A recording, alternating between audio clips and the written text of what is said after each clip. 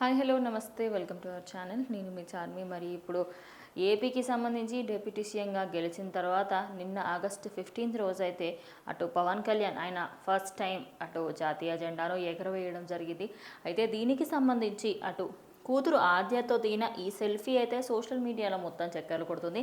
అయితే ఇదే ఫోటోని రేణు దేశాయ్ తన ఇన్స్టాగ్రామ్లో పోస్ట్ చేసి దాని కింద నేను అటు స్వాతంత్ర దినోత్సవం వేడుకలకి నేను వెళ్తానమ్మా, నాన్నతోని టైం స్పెండ్ చేస్తాను అని అడగ్గా తను చాలా ఆనందపడ్డానని, అదేవిధంగా వాళ్ళిద్దరికీ సంబంధించి ఈ సెల్ఫీని షేర్ చేస్తూ తన తండ్రి అయినటువంటి పవన్ కళ్యాణ్ ఎలాంటి కష్టం పడుతున్నారు, అక్కడ జనాలకి ఎలాంటి సేవలు చేస్తున్నారు, ఆయన హెక్టిక్ షెడ్యూల్ ఉన్నప్పటికీ కూడా అటు పిల్లలకి ప్రేమించడం అలాగే ప్రేమ పంచడంలో ఎప్పుడూ వెనకాడడు పవన్ కళ్యాణ్ అని చెప్పుకోవచ్చు. మరి ఆయనకి సంబంధించి ఈ ఫోటో అటు పవన్ కళ్యాణ్ ఫ్యాన్స్ అదేవిధంగా ప్రతి ఒక్కరూ కూడా సోషల్ మీడియాలో దీన్ని వైరల్ చేస్తున్నారు అనుకోవచ్చు.